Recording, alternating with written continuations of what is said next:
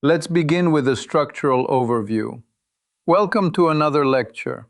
Today we consider Maurizio Roberto Pochettino, as it were, through three lenses: his evolution from tough center back to elite manager, the tactical architecture he prefers, and his present stewardship of the United States men's national team.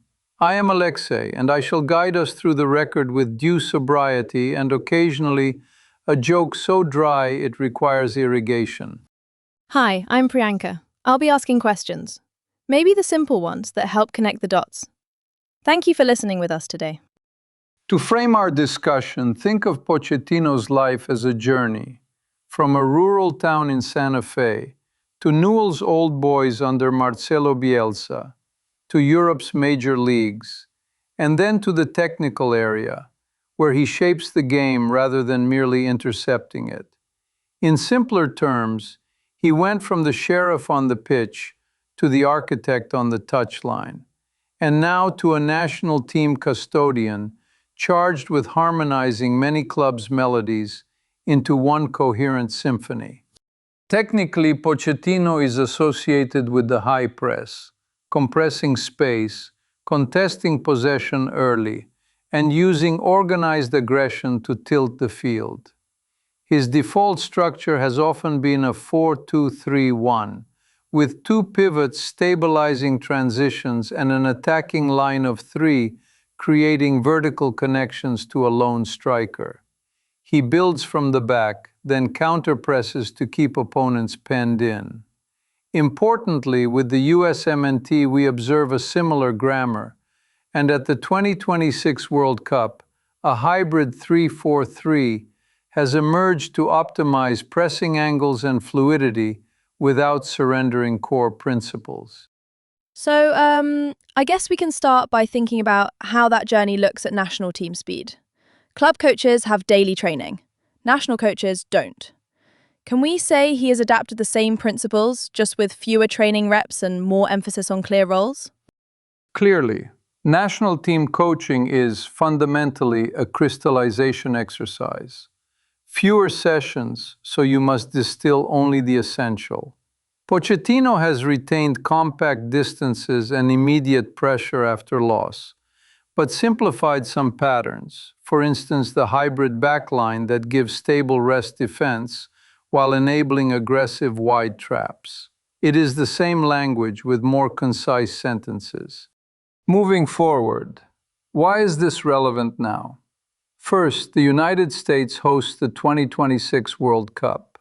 Pochettino's methods, fitness, clarity, and youth development map well onto a player pool that is young, energetic, and increasingly European-based. Second, he is materially reshaping how the U.S. invests in coaching. His reported salary of nearly $6 million per year, partly funded by private donors such as Ken Griffin and Scott Goodwin, and by commercial partners, signals a strategic leap in ambition. Finally, his work sits inside the larger history of pressing football. To study him is to study a key tributary of that river.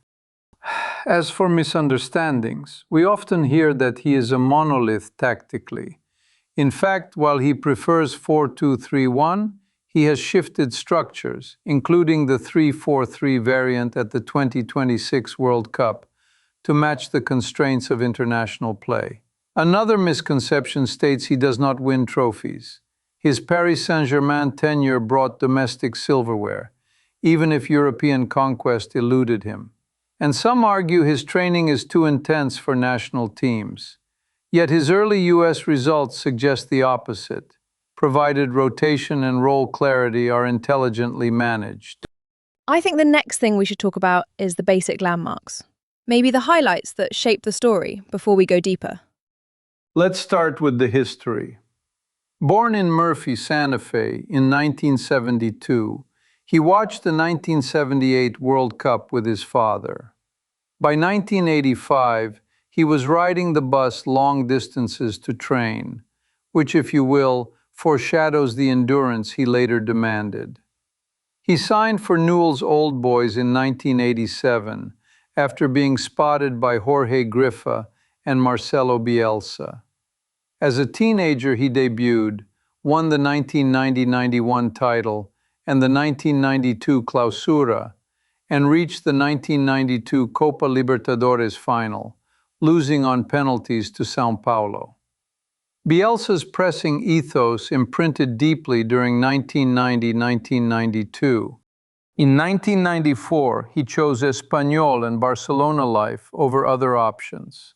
In February 1997, he man-marked Ronaldo in a derby to secure a 2-0 win, reinforcing the sheriff persona, partly a nod to his grandfather's role in Murphy. With Argentina, he earned 20 caps, played the 1999 Copa America and the 2002 World Cup. Notably, he conceded the decisive penalty versus England when Michael Owen drew the foul and David Beckham converted. He moved to Paris Saint-Germain in 2001, won the UEFA Intertoto Cup, later joined Bordeaux, and returned to Espanyol for a final spell, retiring in 2006. Post-playing, he studied sports management, then coaching. He took over Espanyol in January 2009 amid a crisis, drew 0-0 with Guardiola's Barcelona after only 2 training sessions, then won 2-1 at Camp Nou that February, their first league win there in 27 years. He terminated his contract by mutual consent in late 2012, joined Southampton in January 2013, beat major opponents while initially using an interpreter to ensure precision, and finished 8th in 2013-14. At Tottenham from 2014 to 2019, he elevated Harry Kane, Dele Alli, and Eric Dyer, reached a club record 86 points in 2016-17, and guided Spurs to the 2019 Champions League final after the remarkable Ajax comeback, before departing in November 2019.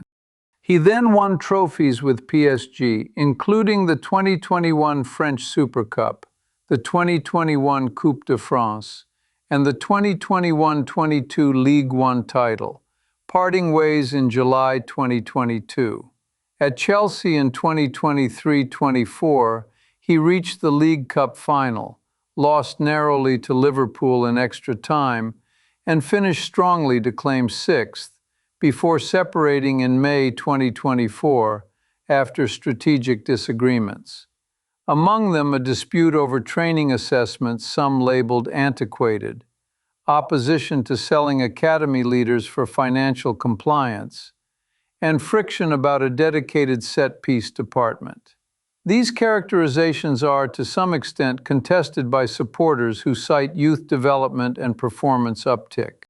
Appointed USMNT head coach in September 2024, with a record salary partly underwritten by donors and partners, he began with a 2-0 win over Panama, navigated early Nations League turbulence, then led a young 2025 Gold Cup squad, absences due to the Club World Cup injuries and fatigue, to the final, integrating Diego Luna, Alex Freeman, and Patrick Adjemang, while elevating Chris Richards and Malik Tillman. The final, a 2-1 loss to Mexico, produced officiating controversy that he criticized. This remains debated. In 2026, the U.S. adopted a hybrid 3-4-3 and beat Paraguay 4-1 and Australia 2-0. The first time in 96 years the team won multiple group games, prompting some to declare the Paraguay match the best U.S. World Cup performance ever, a claim that is evaluative rather than definitive. Isn't it interesting how the interpreter choice at Southampton, though he understood some English, was really about precision? I often think that tells us a lot about how he communicates tactics. Better to be exact than to be quickly misunderstood. Indeed, language like pressing is about distances and timing. One poor word and your structure collapses. Before we get to the complexities, a brief personal note. I admire above all his resilience and clarity. To inherit squads in flux and still impose a coherent identity, sometimes in days, is mathematically a low probability feat, repeated enough to look like skill rather than luck. It appeals to the chess player in me. He prefers initiative over passive reaction. So yeah, moving on, can we set up the big questions we want to answer? Maybe 3, so we keep our structure tight. This logically leads us to 3 inquiries. First, a historical question. How did Marcelo Bielsa shape Pochettino's footballing mind? Second, a counterfactual. What if Espanyol had secured the financing to retain him around 1999-2000? Third, an open present-day question.